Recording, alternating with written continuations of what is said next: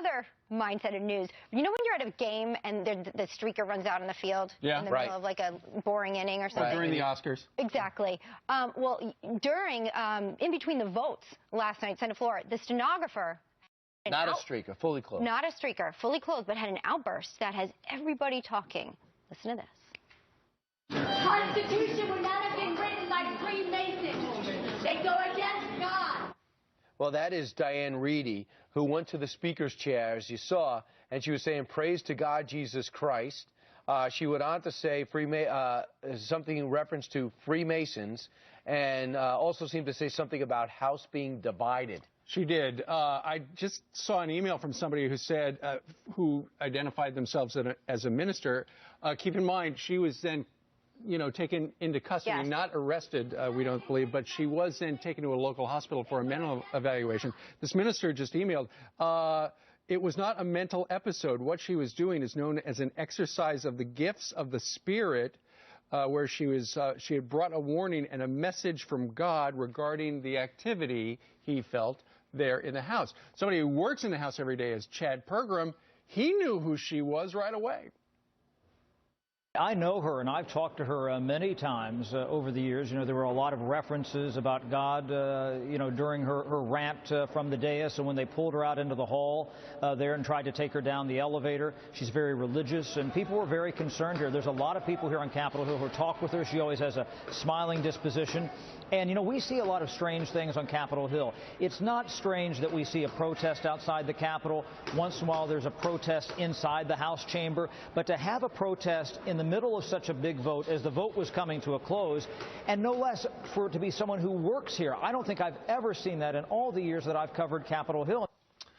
Here's another email from somebody. They say, amazingly, this religious and obviously a sweet lady gets fed up and speaks her mind, something we all have tried to do. She brings up our dear Lord, and she gets a mental evaluation. Sure. I think it should be the other way around.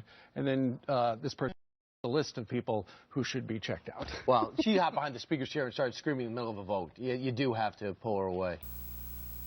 Fox and Friends is the Twilight Zone.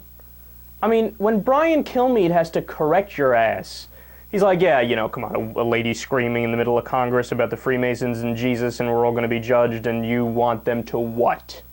Leave her at the podium? Let her give the State of the Union address?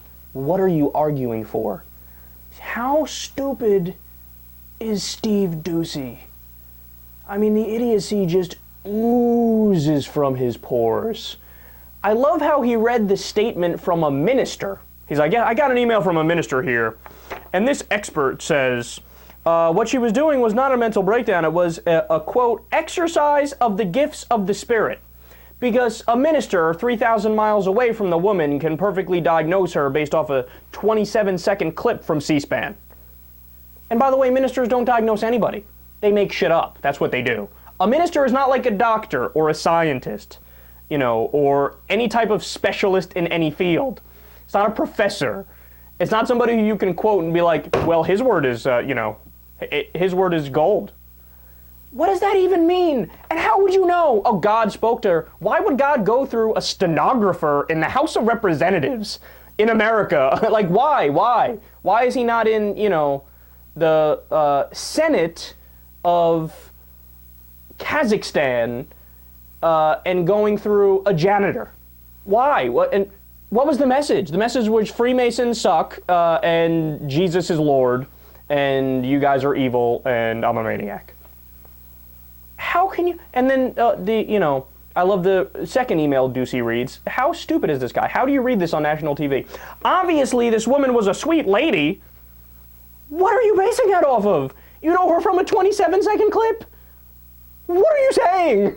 And, well, they're dragging her out for screaming incoherent things about the Freemasons and Jesus and acting threatening, but they should probably they should throw everybody else out and give them a mental evaluation. But you know what I take away from this? This is the oldest Fox News trick in the book, the oldest Republican trick in the book, and something we talk about every day. If a far right-winger, and if the Fox News heads lump somebody in with their group or their tribe, so this woman mentions Jesus, so she's a Christian. So what happens to people on Fox News? Boom, automatically in defense mode. Why? Because she's part of your tribe.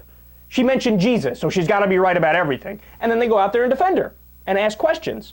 Well, how do we know she's wrong? Maybe she was divinely inspired. Well, maybe this minister is right. Maybe the person that needs to be thrown out are the politicians, and maybe this or that. No, wrong, you look foolish.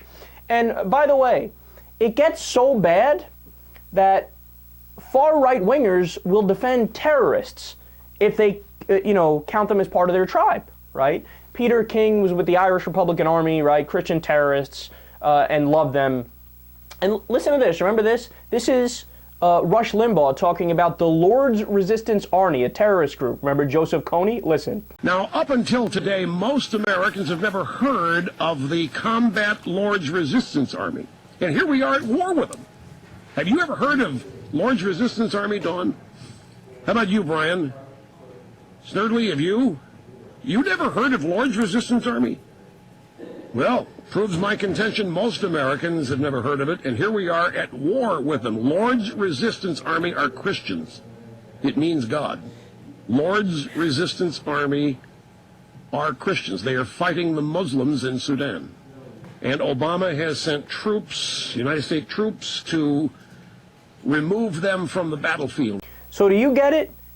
You hear one thing that makes you think that this person's part of your tribe. So they heard the word Jesus on Fox. They go, well, we got to try to defend her somehow because she said Jesus, even though she's a ranting lunatic. Literally.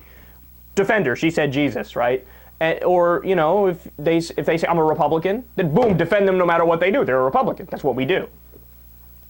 Don't bend over backwards to try to make Looney Tunes not Looney Tunes because you just discredit yourself.